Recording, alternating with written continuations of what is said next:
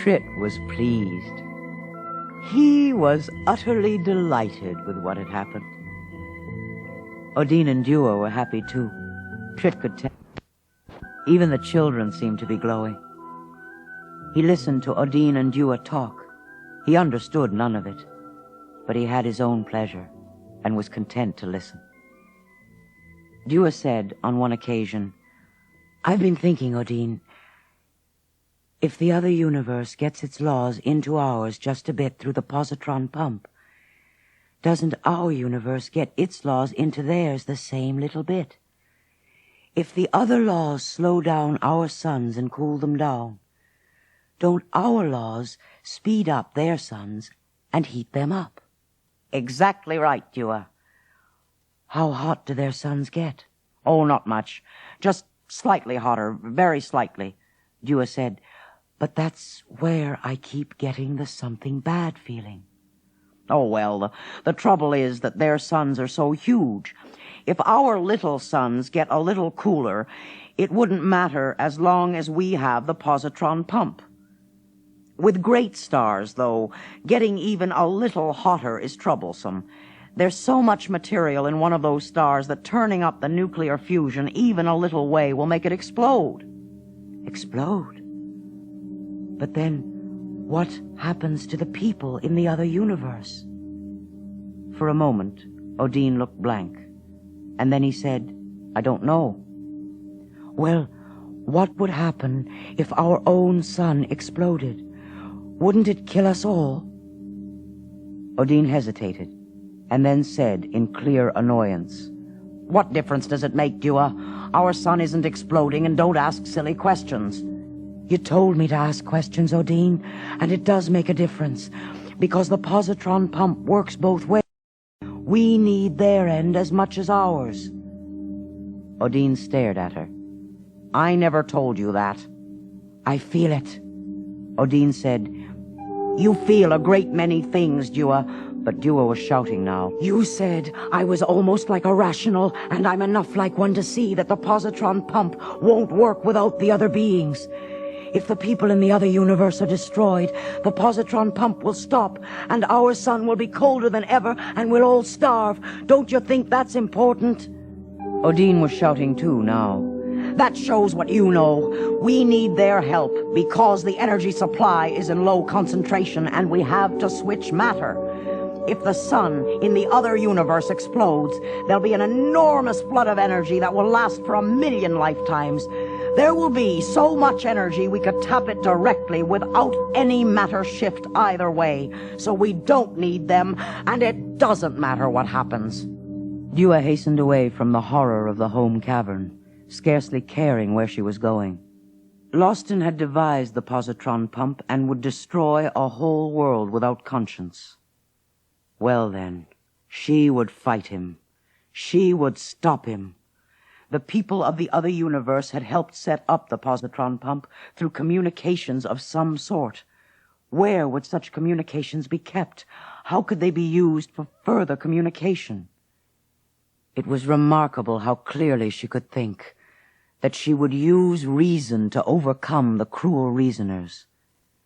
They wouldn't be able to stop her, for she could go where no hard one could go, though to do it meant she would have to go through rock, skirt the hard caverns, steal food from their stored energy batteries when she had to, and feed on sunlight when she could. But in the end she would teach them all a lesson, and she would even be ready to pass on then, but only then.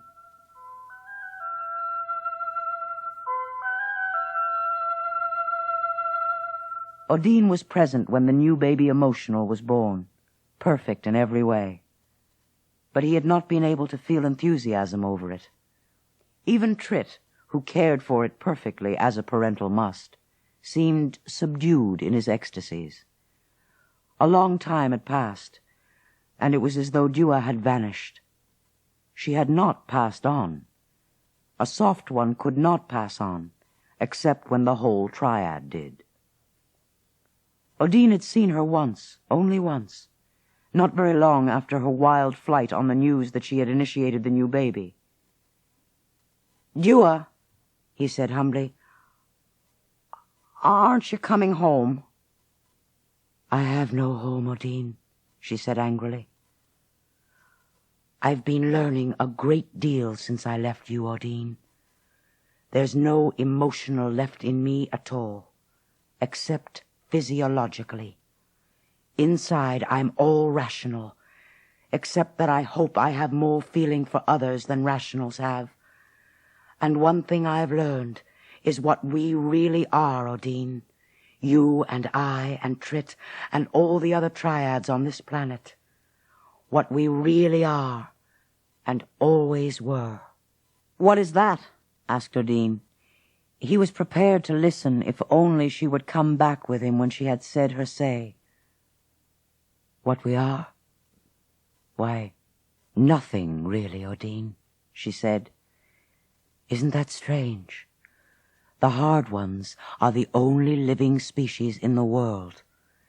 There is only one species, because you and I, the soft ones, are not really alive. Only the hard ones are alive. Haven't they taught you that, Odin? But Dua, that's nonsense, said Odin, nonplussed. Dua's voice grew harsher. I've learned to think, Odin, and I've worked it out. They live tremendously long lives, but die eventually. They no longer give birth. The sun yields too little energy for that. Their numbers are very slowly declining, so the old, long-lived hard ones get terribly bored. So what do you suppose they do, Odin? They manufacture children, whom they can teach. Rationals were created for no purpose but to be taught. Emotionals and parentals were created because they were necessary for the self-perpetuating machinery that made new rationals. But that's all wrong, Dua, Odin managed to say. He had no arguments to pose against her nightmare scheme, but he knew with a certainty past argument that she was wrong. Dua said, You look upset, Odin. Are you sure I'm all wrong? Of course, now they have the positron pump, and they now have all the energy they need. They will be giving birth again.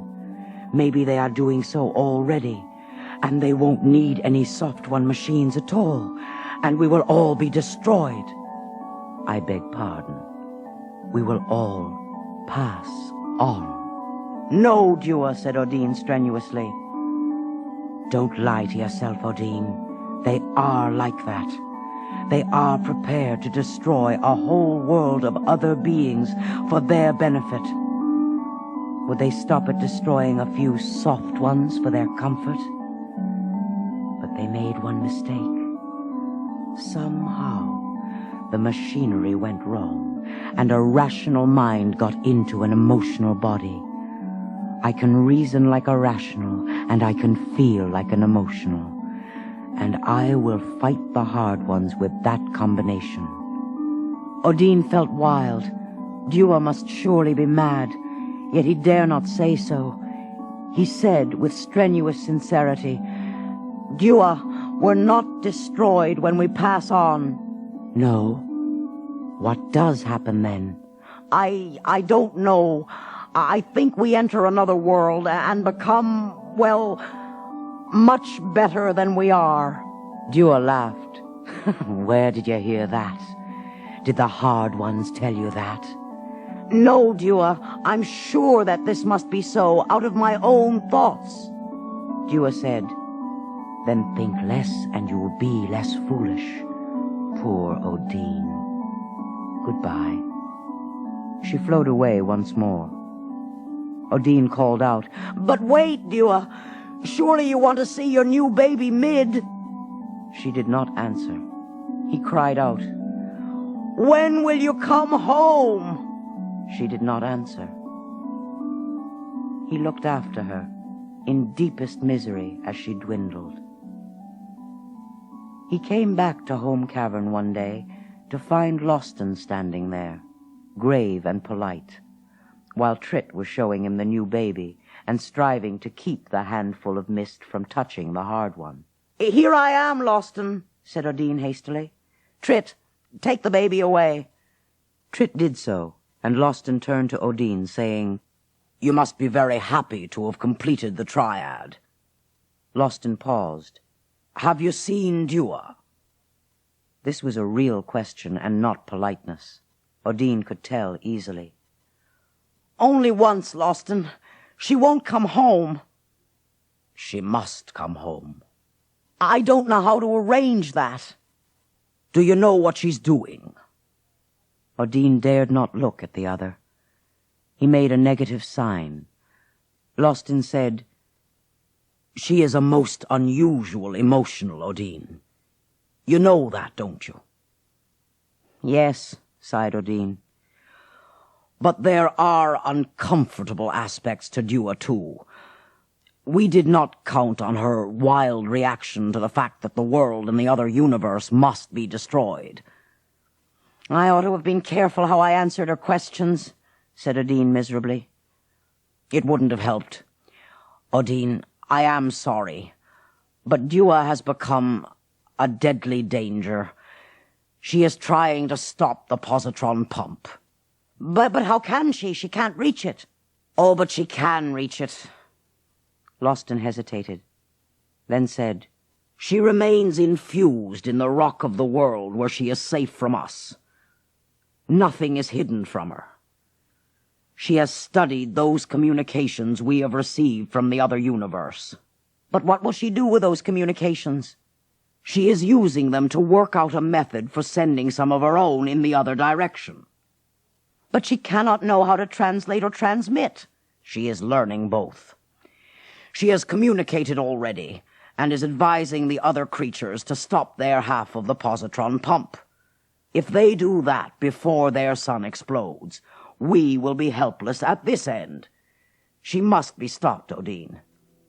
It's you, Odin, only you. We're helpless, so we must depend on you.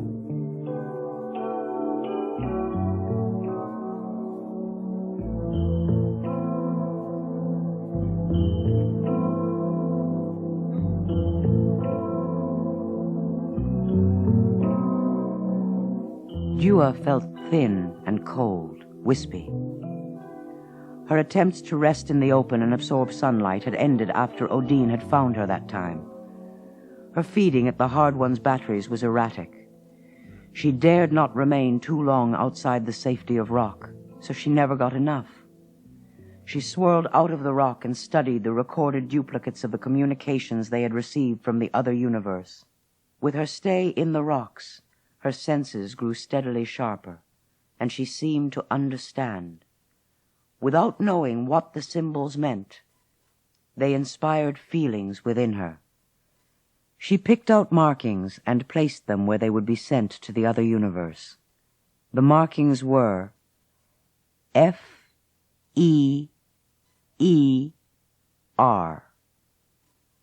Its shape inspired her with a feeling of fear, and she did her best to impress that feeling of fear upon the markings. She waited for a message that would carry the feeling she wanted. It came. P-U-M-P.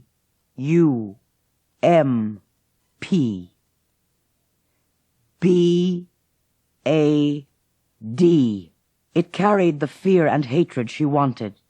She sent it back in extended form. More fear, more hatred. Now they would stop the pump. The Hard Ones would have to find some other source of energy. The positron pumps were still going then. Had her messages not persuaded the other universe creatures to stop the pumps? Desperately she began to fuse the symbols into metal, drawing without reserve on the energy she had just sucked out of the battery, drawing on it till it was all gone, and she was more weary than ever. Pump, not stop, not stop. We not hear you. Stop, please stop. You stop, so we stop. Please, you stop. Pump. She placed the message where it could be transferred. The message disappeared, and so did the cavern. in a purple shimmer of vertigo. She was passing on, out of sheer exhaustion. Odin found her in a state of collapse, scarcely alive, smaller than he had ever seen an adult emotional. "Trit," he said, "bring the battery here." The hard ones began to gather. Now, as she was slowly gathering life out of the energy supply, the hard ones stood silently near them. "Odin." She stirred, spoke in a whisper. "I thought I had passed on." "Not yet, Dua, not yet. But first you must eat and rest." "Is Trit here too?" "Here I am, Dua," said Trit. Don't try to bring me back," said Dua. "It's over. The positron pump will stop soon. The hard ones will continue to need soft ones, and they will take care of you too, or at least the children." Odin spoke. He said, "Dua, you were wrong. We are not machines. I know exactly what we are. I would have come to you sooner, but I didn't know till Loston begged me to think. Listen, Dua, there is a single species of life. The hard ones are the only living things in the world. But that doesn't mean the soft ones aren't alive. It merely means we are part of the same single species. The soft ones are the immature forms of the hard ones. We are first children as soft ones, then adults as soft ones, then hard ones. Do you understand? Listen, Dua, whenever we melt, whenever the triad melts, we become a hard one, but it is only temporary, and we can never dare stay a hard one long. With the birth of the third, the emotional, there comes the possibility of the final stage, where the rational's mind, by itself, without the other two, can remember those flashes of hard-won existence. Then he can guide a perfect melt that will form the hard one forever, so that the triad can live a new and unified life of learning and intellect. I told you that passing on was like being born again. It's especially true in our case, Dua. For many generations, the hard ones have been combining triads with great care to form particularly advanced hard ones. And our triad was the best they'd ever obtained. Especially you, Dua. Especially you. Loston was once the triad whose emotional baby you were. Part of him was your parental. He knew you. He brought you to Trit and me. Dua sat up. Odin, are you making all this up? Trit broke in.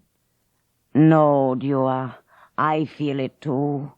I feel it too. He does, Dua, said Odin. You will too.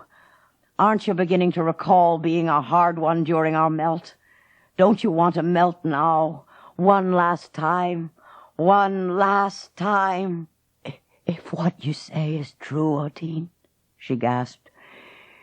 If we are to be a hard one, then it seems to me you are saying we'll be an important one. Is that so? The most important, the best who was ever formed. Trit, over there. It's not goodbye, Trit. We'll be together, as we always wanted to be.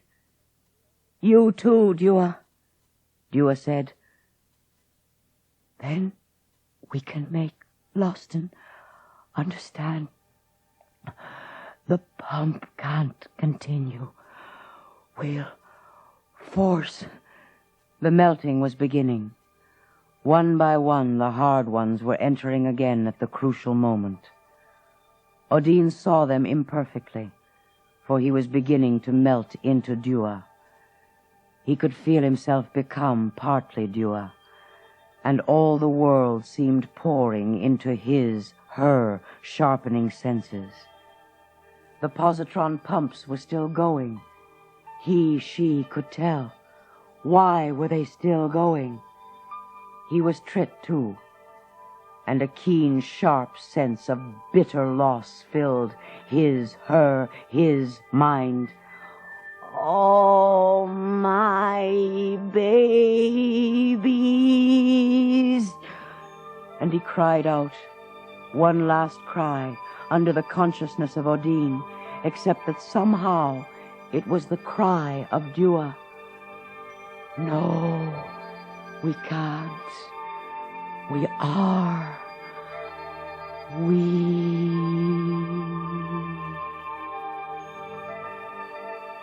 The cry that was Dua's, and yet not Dua's, stopped. And there was no longer any Dua. Nor would there ever be Dua again, nor Odin, nor Trit. The new hard one that had been the triad stepped forth and said sadly to the waiting hard ones, by way of vibrating airwaves, I am permanently with you now, and there is much to do.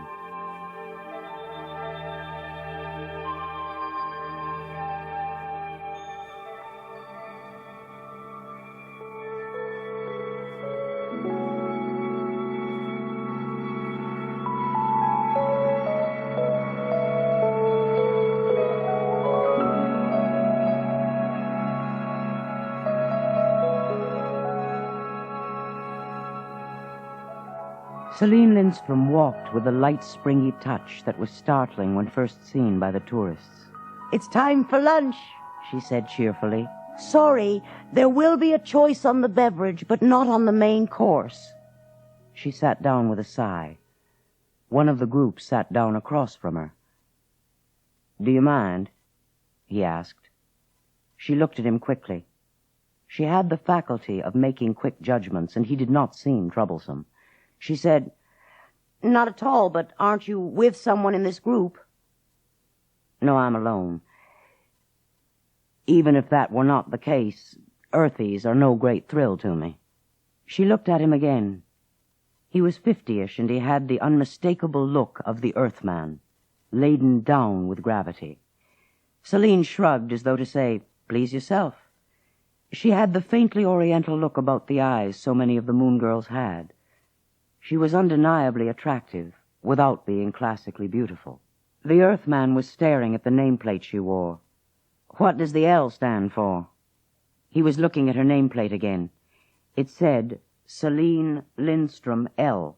It just means Luna, she said, rather indifferently. To distinguish me from the immigrants, I was born here. Tell me, Miss Lindstrom, I didn't see any mention on the tour itinerary of the proton synchrotron. The proton synchrotron? That's terrestrial property, and it's not open to tourists. You mean that it's off-limits to lunarites? Oh, no, nothing of the sort.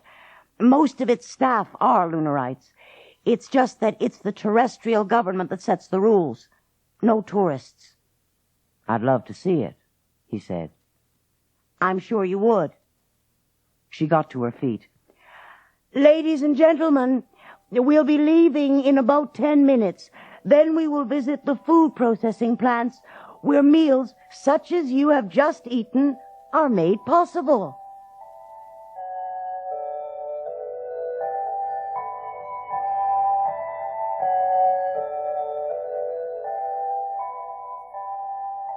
Celine's quarters were small and compact. The windows were panoramic. Star scenes that changed slowly and very randomly, never having any relationship to any real constellation.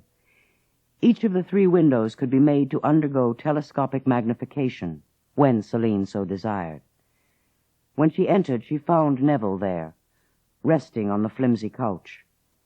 She slipped out of her clothes in a long, graceful wiggle, accompanied by a sigh of relief. "It's the worst part of the job, having to dress like an earthie." "Any trouble today?" Celine shrugged. "No, very run-of-the-mill. What's new on your side?" Baron shook his head. He was heavily built for a Lunarite, and there was a sullen narrowing of his eyes that had become a built-in feature. He said, "Nothing startling. We're still waiting out the change in commissioner. We'll have to see what this Gottstein is like." "Can he make difficulties?" "None more than are being made. After all, what can they do? They can't infiltrate. You can't disguise an earthie as a Lunarite." But he looked uneasy just the same. Celine looked at him shrewdly. "Some Lunarites might be earthies inside." "Yes, and I'd like to know which. Sometimes I don't think I can trust... Oh, well. I'm wasting incredible amounts of time with my synchrotron project and getting nowhere. I'm having no luck with priorities." "They probably don't trust you, and I don't blame them. If only you didn't slink around so conspiratorially." "I do no such thing. It would give me great pleasure to walk out of the synchrotron room and never return. But then they would become suspicious." She said, "Oh, I picked up another earthie today. Insisted on sitting with me." "What about him?" "He asked about the proton synchrotron." Neville rose to his feet, swaying a little, as was almost inevitable after a quick movement at low gravity. "What did he ask about the synchrotron?" "Nothing. Why are you so excited? You asked me to tell you anything that was out of the way with any tourist. No one ever asked me about the synchrotron before." "All right." He paused a little, then in a normal voice said, "Why was he interested in the synchrotron?" Celine said, "I haven't the faintest idea. He just asked if he could see it. It could be that he's a tourist with an interest in science." "What's his name?" "I don't know. I didn't ask him." "Why not?" "Because his asking shows he's a tourist. If he were a physicist, he wouldn't have to ask. He'd be there." "My dear Celine," said Neville, "let me spell it out. Under the present circumstances, anyone who asks to see the proton synchrotron is a peculiar fellow we want to know about. And why should he ask you? Do you find him of interest?" "Sexually." "You know what I mean. Don't play games, Celine." Celine said with clear reluctance, "He's interesting, even disturbing, but I don't know why." "Interesting and disturbing, is he? Then you will see him again." "And do what?" "How do I know? Find out his name, find out anything else you can. You've got some brains, so use them on a little practical nosiness for a change." "Oh, well," she said. "Orders from on high." "All right."